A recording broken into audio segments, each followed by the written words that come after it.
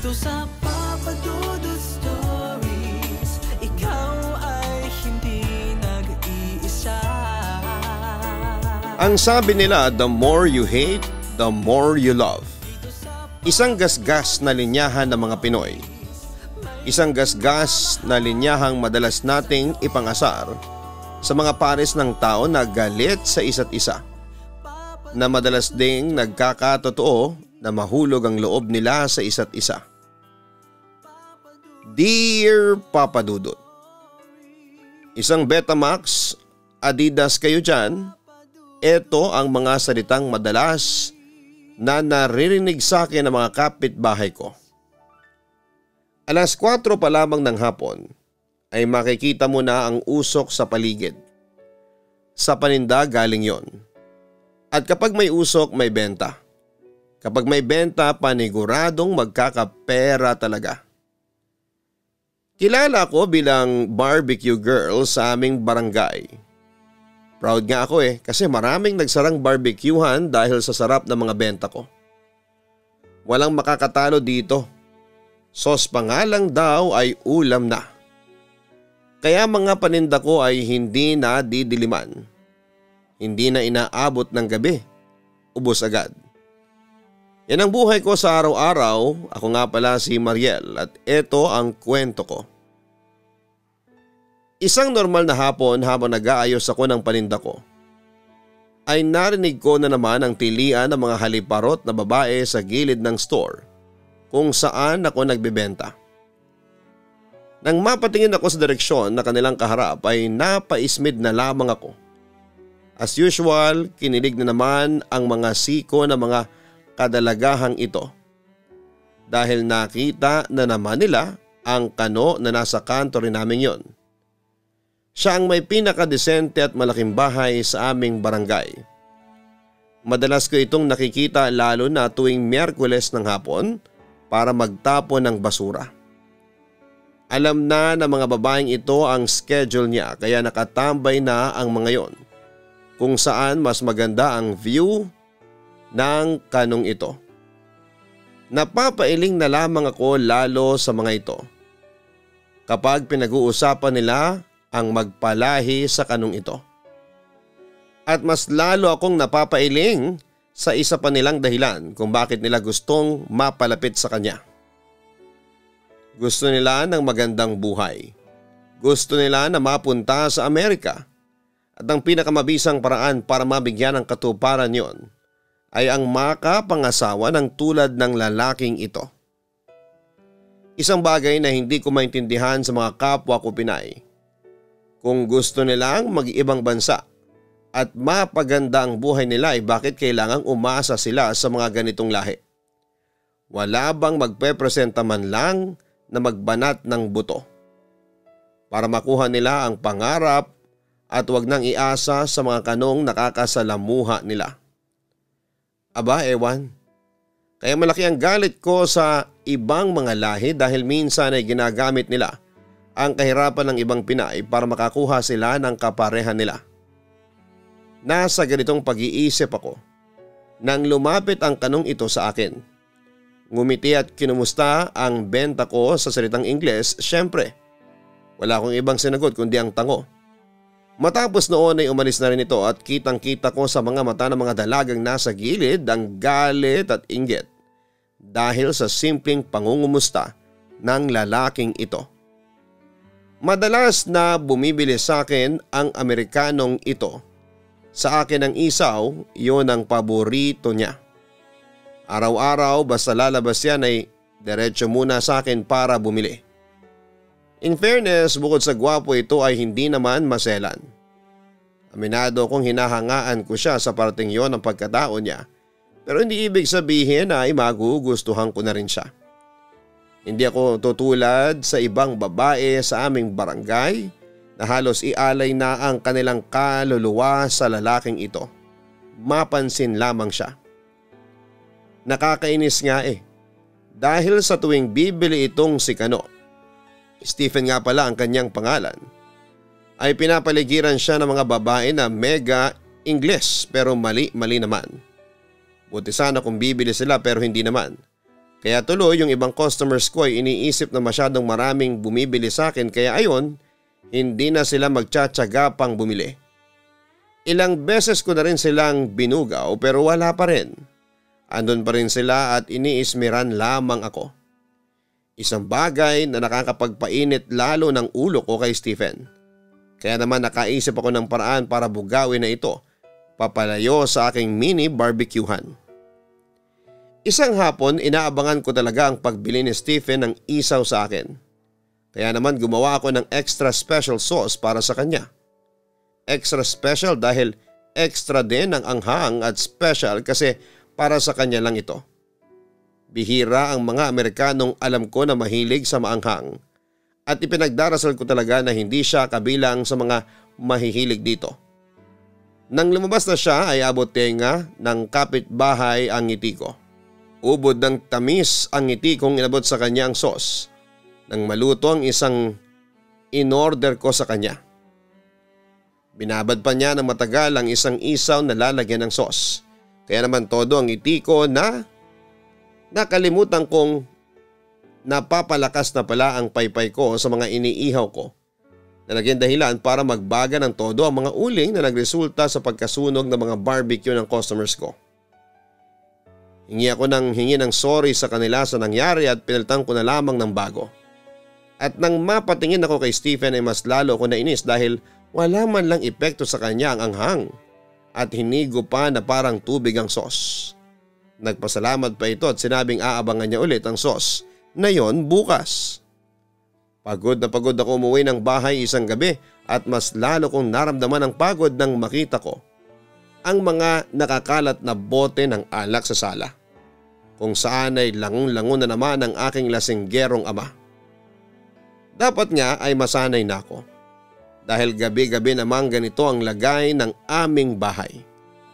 Pero pagod na kasi ako mula sa maghapong pagbabarbecue tapos ganito pa ang madadatnan ko. Isa-isa kong dinampot ang mga alak at pinagmasdan ng aking amang humihilik na nakahiga sa may sofa. Tindi mo rin, tay? Paano mo napagkakasyang ganitong karaming alak sa katawan mo? Ito na lang ang mahina kong tanong. Nang maigilid ko na ang mga ito, ay papasok na sana ako sa banyo nang magising si tatay dahil sa lakas ng katok sa pintuan. Ako na, tay. Presenta ko nang makita ko itong babangon para pagbuksan kung sino man ito. Nang mapagbuksan ko ito ay nawala ang kulay sa mukha ko nang makita ko si Stephen. Ano naman ba ang kailangan nito? Hi Mariel, kumusta? Bungad na tanong ni Stephen na hirap sa pagtatagalog ang dila. I'm okay, what do you want? Gusto ko sana medyo hirap sa pagsasalita niya. You can English, you know? Wika ko naman. What? I said, English. What you?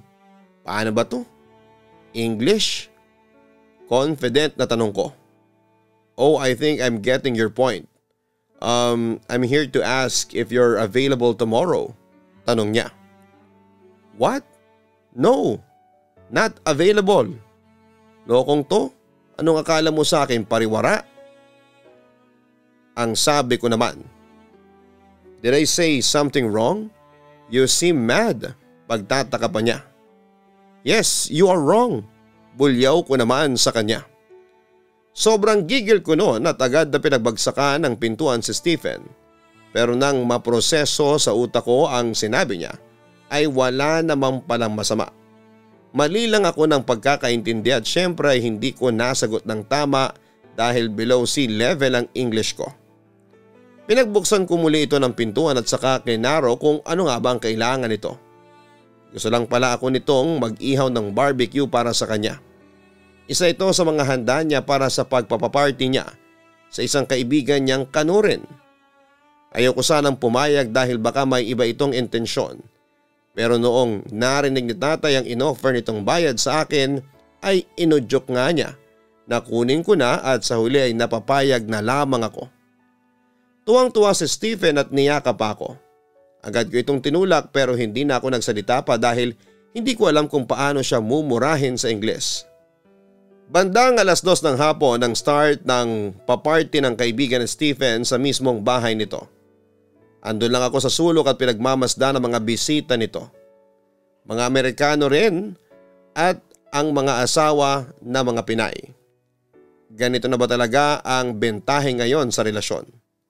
Napapailing na lamang ako at iniiwasang isipin na ginagamit lamang ng mga Pinay na ito ang mga kanong karelasyon nila para sa green card o sa mas maayos na buhay. Nasa ganitong pag-iisip ako nang lapitan ako ni Stephen. Kumuha ito ng isaw at saka kinain sa gilid ko. Nang mapansin nito na hindi ako nagsasalita o tumitingin man lang sa kanya, ay nagtanong na ito kung ayos lang ba ako. Tumango lamang ako. Hindi niya tinanggap ang sagot kong yon kaya sinundot-sundot ako sa braso na nakapagpairita sa akin. Nakita ito ng mga kasamahan niya kaya kinantsawang kami. Tatawa-tawa lamang siya habang ako naman ay pulang-pula sa inis at hiya. Nang tumigil sa asaran ay muli itong tumingin sa akin at tinanong kung bakit ba ang suplada ko sa kanya. Tinanong kong normal ko ba yon o sa kanya ko lamang ipinapakita ang ugali kong ito kasi mukha naman daw ako mabait. Tumingin ako sa kanya at saka inirapan. Sana naman ay nakuha na niya ang sagot na kailangan niya base sa irap na yon. Actions speak louder than words, hindi ba? O bakit ngayon ka lang umuwi? Tanong pa ni tatay. Pasensya na tay ha, medyo humirit pa yung mga kaibigan ni Stephen sa barbecue eh. Tugon ko. Nasaan na yung kinita mo? Ambunan mo naman ako. Kanina pa ako nauuhaw eh. Tanong pa niya. Kung uhaw lang naman, may tubig po dyan. Wika ko. Eto naman, alam mo namang alak lang ang pantawid uhaw ko. Asa na? Tanong pa niya. Tay, hindi ho po pwede. Iniipon ko ho ito para pandagdag puhunan sa mga susunod na araw. Tag-ulan na naman sa susunod na buwan. Malamang ay mababawasan ang kita ko niyan. Wika ko. Bakit ba parang nagmamalaki ka na ngayon ha? Porke ikaw na ang kumikita ngayon. Anak lang kita kaya wala kang karapatang magmalaki sa akin ng ganyan. Sigaw niya sa akin. Hindi ho ako nagmamalaki sa inyo kahit kailan, hindi ko yun ginawa at gagawin. Gusto ko lang naman pong may maipon tayo pareho at hindi lahat mapunta sa alak ninyo. Tugon ko. Wala kang utang na loob. Kung hindi dahil sa akin malamang ay patay ka na ngayon. Kaya ka iniwan ng nanay mo sa akin kasi ayaw ka niya at hindi ka niya kayang buhayin tapos ako pa ang pagsasabihan mo ng ganyan. Ako na bumuhay at nagpalaki sa'yo. Sigaw pa niya. Isang linggo rin akong hindi nagbenta ng barbecue mula nang nagkasagutan kami ni tatay. Sobrang sakit na mga nasabi nito tungkol sa pag-iwan ng nanay sa akin. Dinibdib ko yon at madalas ay nasa bubong lamang ako habang pinagmamasdan ang ganda ng kalangitan. Madalas ko itong ginagawa kapag problemado ako. Naisip ko kasi na isa ako sa mga bituin na yan. Na kahit gaano kadilim pa ang mga maging buhay ko, magliliwanag pa rin ako. Napatigil lamang ako sa pagtingala nang marinig ko ang malakas na pagsitsit at pagtawag sa pangalan ko. Nang mapatingin ako sa baba ng bahay ay nakita kong kumakaway-kaway pa si Stephen. Sumimangot ako at kunwari hindi ko siya nakita o napansin man lang. Pero paulit-ulit ang pagtawag nito na nakakaagaw na ng atensyon ng mga kapitbahay. Kaya naman para tumigil ito ay pinapunta ko ito sa likod ng aming bahay para paakyatin sa bubungan namin. Mamaya ay pag-initan pa kami ng mga kapitbahay sa ginagawa niyang ingay. Kahit kailan talaga tong taong ito. Hindi na ako binigyan ng kaunting kapayapaan man lang. Nabalot kami ng katahimikang dalawa nang nasa bubungan na kaming pareho. Walang nagsasalita at kapwa nakatingin lamang sa kalangitan. Hanggang sa magsalita ito at tinanong kung bakit hindi ako nagbenta ng isaw. Hindi ko yon sinagot dahil wala akong balak sabihin sa kanya ang totoong dahilan. Dahil hindi naman kami close at ayokong pag-usapan palalo ang dinaramdam ko. Nang mapansin niyang ayaw kong sagutin ang tanong niya, ay huminto na rin ito at muling bumalik sa pagtingin sa kalangitan. Matapos ngang ilang saglit ay bigla na lamang ito nagkwento ng buhay niya. Sinabi nitong hindi naman siya ang may-ari ng bahay kundi ang stepmother niyang Pinay at sa kanya pinabantay habang nasa ibang bansa sila ng tatay niya na okay lang sa kanya dahil napamahal na raw sa kanya ang Pilipinas dahil sa ganda nito at ganda ng mga Pinay na katulad ko. Napatingin ako sa kanya at nanalangin na sana ay hindi niya mapansin ang pamumula ng aking mga pisngi. Ngumiti ito sa akin at saka sinabing nami-miss na raw niya ako. Na sana'y pwede na raw akong bumalik magbenta para makita niya ulit ako. Nami-miss na raw kasi niya ng sobra ang benta kong isaw. Sa binitawan nitong dulong mga salita ay napatawa na lamang ako at sinabayan niya rin ng malakas ang tawa ko. At matapos noon ay kapwa na naman kaming natahimik at tumingin muli sa ganda ng itim na kalangitan. Dahil naging komportable na rin ako kay Stephen ay naikwento ko na rin sa kanya ang dahilan nang hindi ko pagbebenta ng barbecue ng mga nakaraang araw. At syempre papadudot ay nakwento ko na rin sa kanya kung bakit ako galit sa kanya. Tulad niya ay Amerikana rin ang aking ina. Yung ina kong iniwan ako sa poder ng aking ama dahil hindi pa niya kayang maging responsableng nanay sa akin. Iniwan sa lasenggero kong ama. Sana nga lang ay iniwan na lang ako sa kalye at sa mga madre. Di sana mas maganda pa siguro ang buhay ko. Kesa ngayon akala mo ay katulong ako ng isang inutil na ama. Napaiyak na lamang ako nang maalala ko ang mga pagtitiis ko sa aking ama at mga hinanakit ko sa aking ina. Niyakap ako nito at saka hinalikan sa ulo. Pinatahan at ewan ko ba papadudot. Nang mga oras na yon ay pakiramdam ko ay ligtas ako sa kamay ng isang estranghero. Nagbalik na ako sa pagtitinda kinabukasan matapos ang pag-uusap namin ni Stephen. Kinumbinsi ako nito at ewan ko ba kung bakit napapayag ako. Konti lang ang benta ko ng araw na yon dahil nga sa wala akong may puhunan dahil binigay ko lahat kay tatay ang kinita ko sa party ng kaibigan ni Stephen. Pero ayos lang. Magsisimula ako muli. Habang sinasalansa ng mga benta ko ay nakarinig ako ng tilian mula sa aking kanan. Alam ko na kung bakit. Pero para masigurado ay nag-angat ako ng paningin at tumingin sa direksyong yon at tama nga ang hinala ko. Nandiyan na pala si Stephen. Kung dati irritable ako sa kanya, tila ngayon ay nagbago na. Ngumiti ako papadudot habang papalapit siya. At hindi ko maiwasang mapuna ang mga matatalim na tingin ng mga kababaihan sa akin pero kiber na ako. Ngumiti ito sa akin pabalik at saka inangat ang bagong timba kung saan ay may nakalagay na mga barbecue. Napakunot-noo ako at naghintay ng sagot sa kanya kung bakit siya may dalang ganon. Ngumiti lang ito ng ubod ng tamis at sinabing dagdag na raw sa benta ko.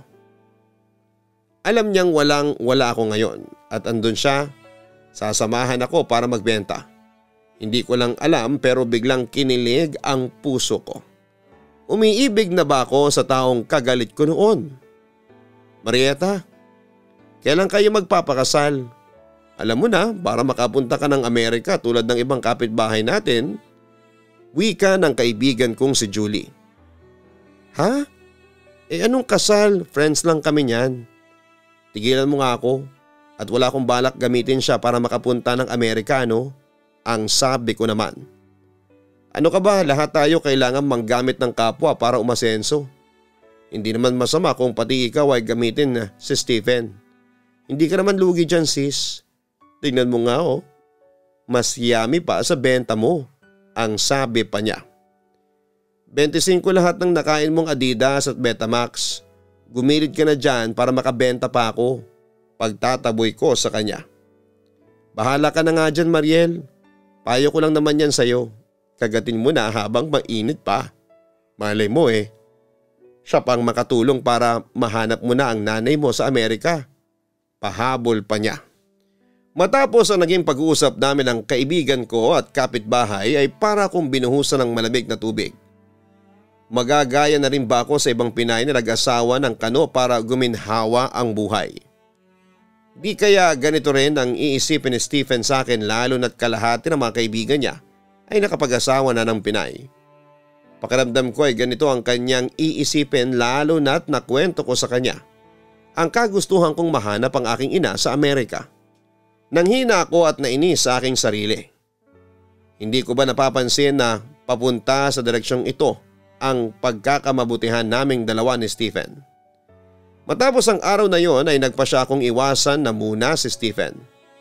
Ayokong pag-isipan niya ng masama ang pagiging malapit ko sa kanya.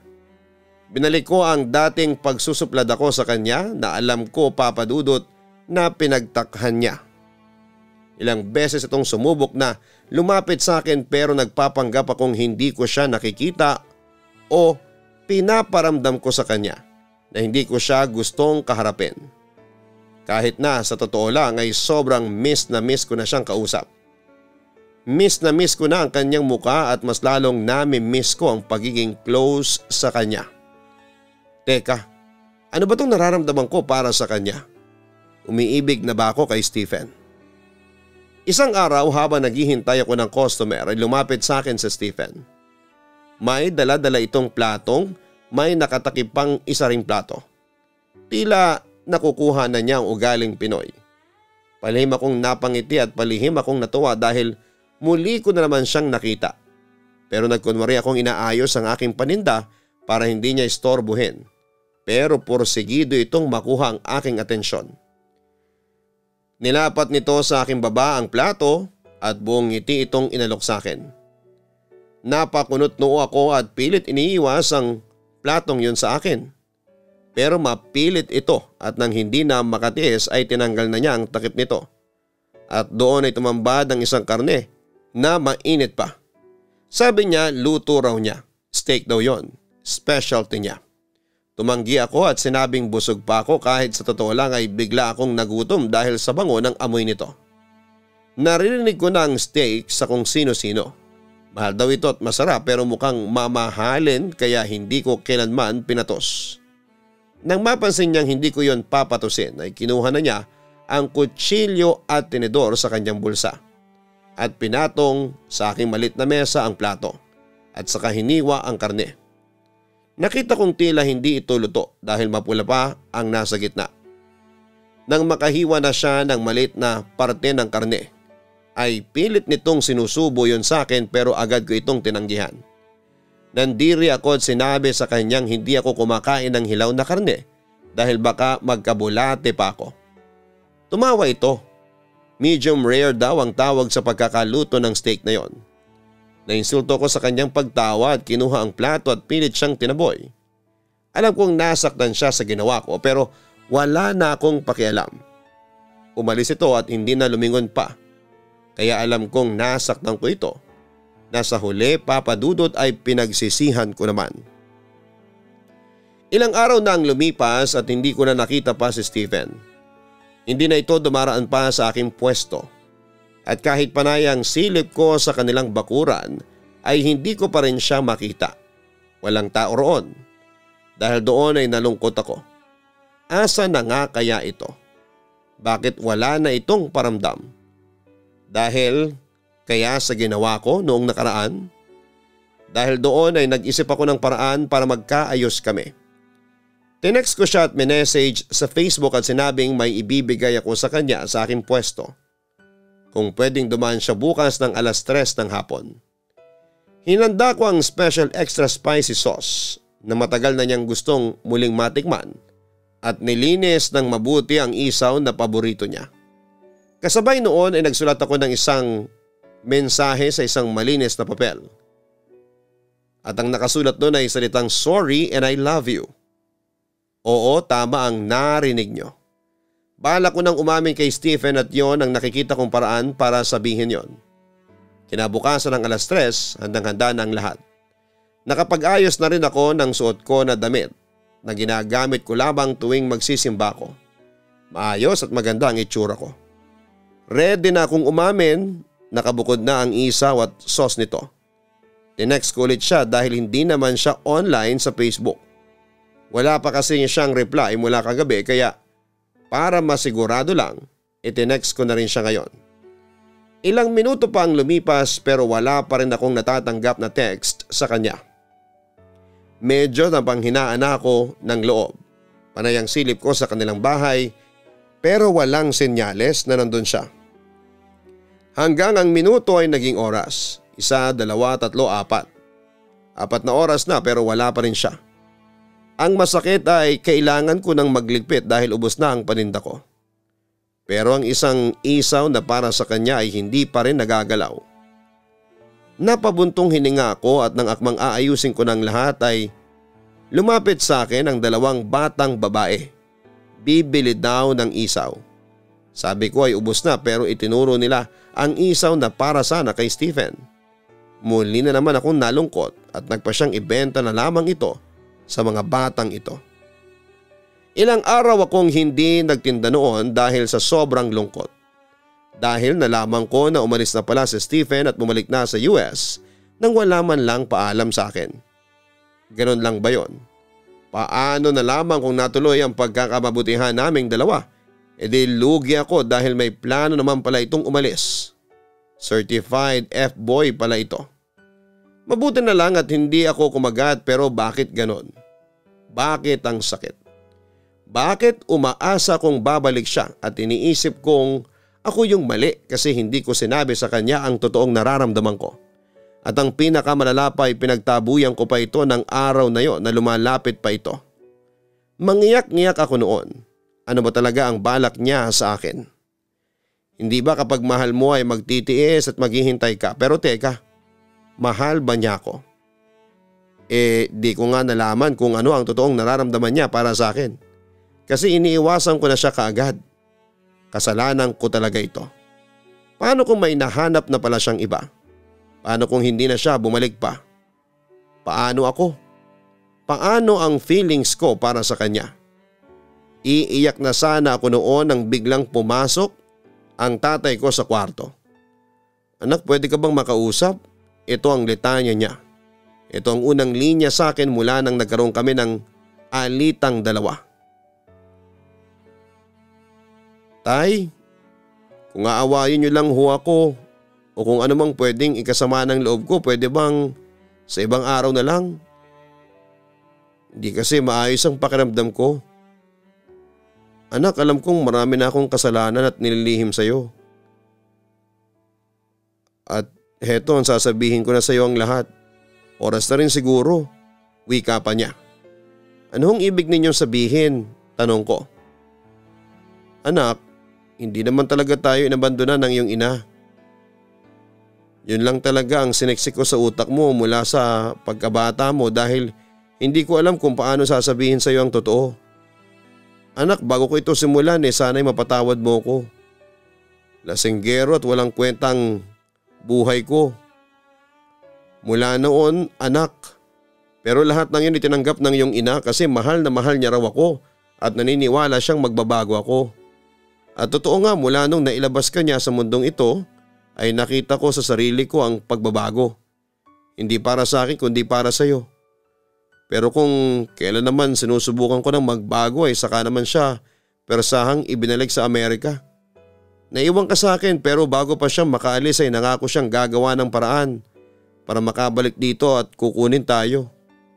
Ilang buwan ako nangulila sa kanya at tanging telepono ko lamang siya nakakausap. Gumagawa raw siya ng paraan para maayos ang lahat. Hanggang sa umabot na ang 1 taon ang pag-aayos nito pero nainip na ako at pinutol ko na ang komunikasyon naming dalawa.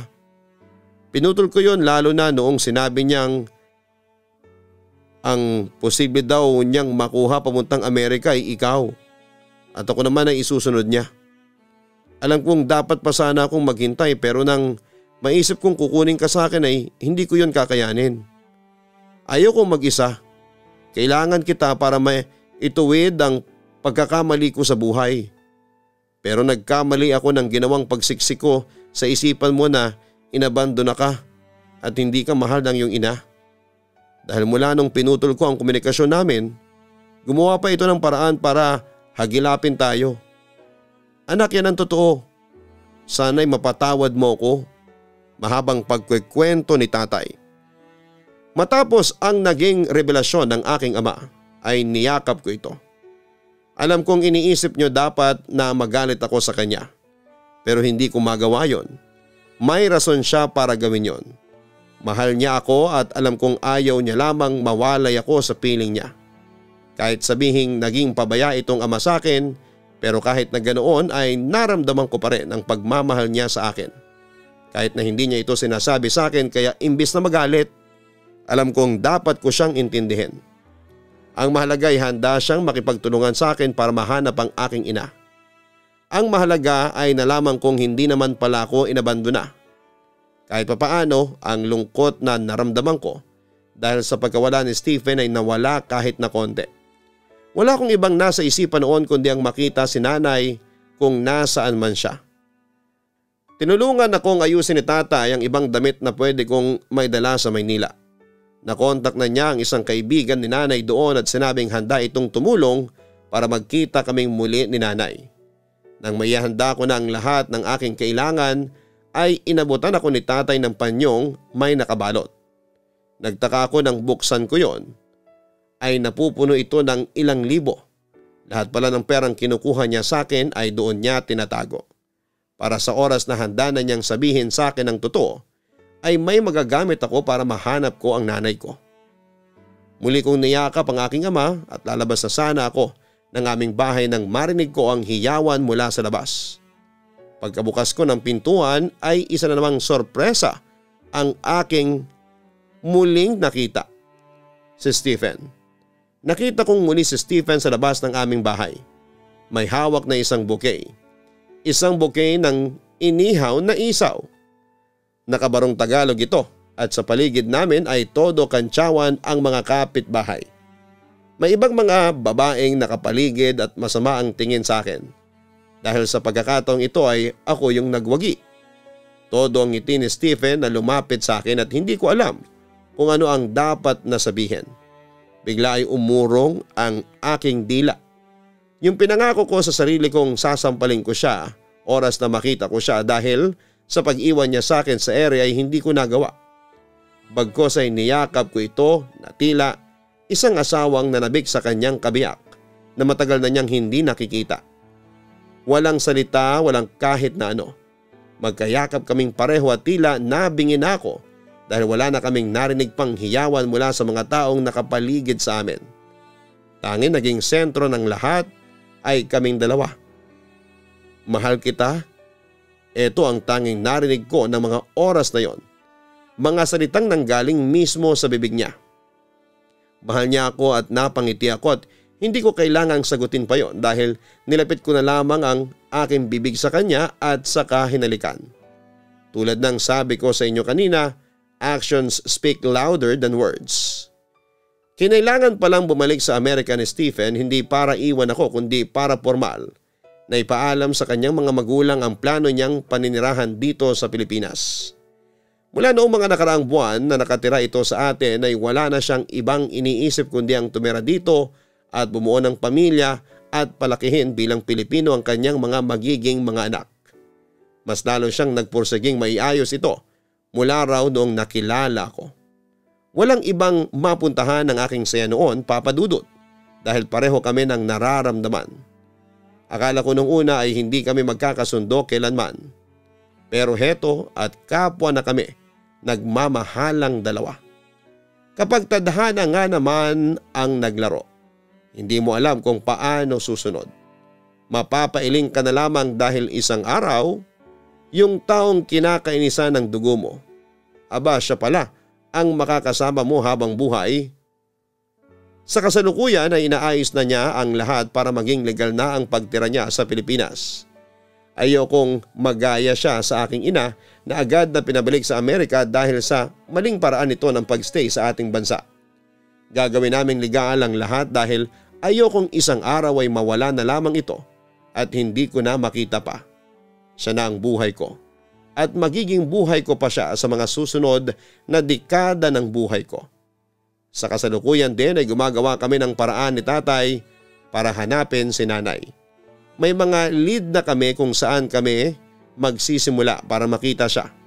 At nangako naman si Stephen na gagawin niya ang lahat para matulungan kami dahil nailagay na niya yon sa kanyang listahan ng mga gagawin para maging masaya ang buhay ko.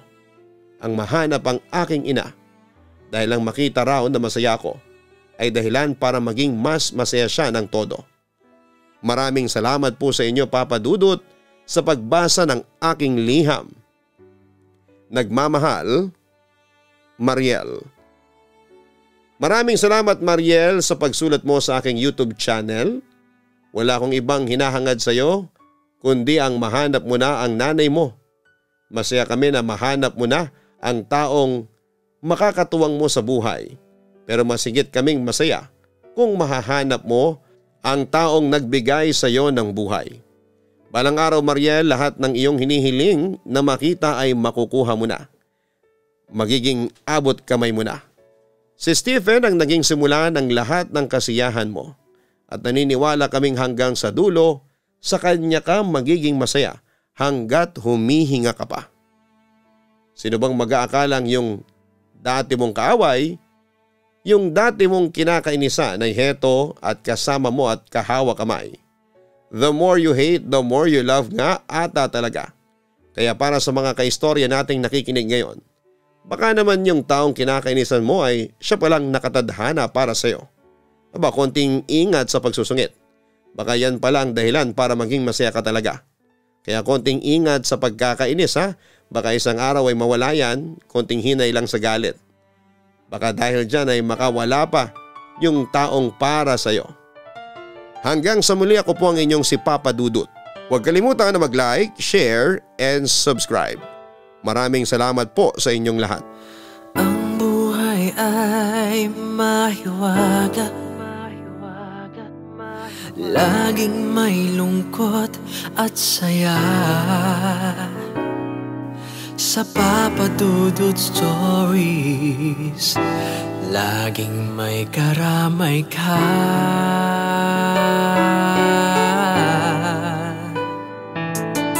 Mga problemang kay bigat, dito ay pakikinggan ka. Sa Papa Dudut Stories, kami ay iyong kasama. Dito sa Papa Dudut Stories, ikaw ay hindi nag-iisa.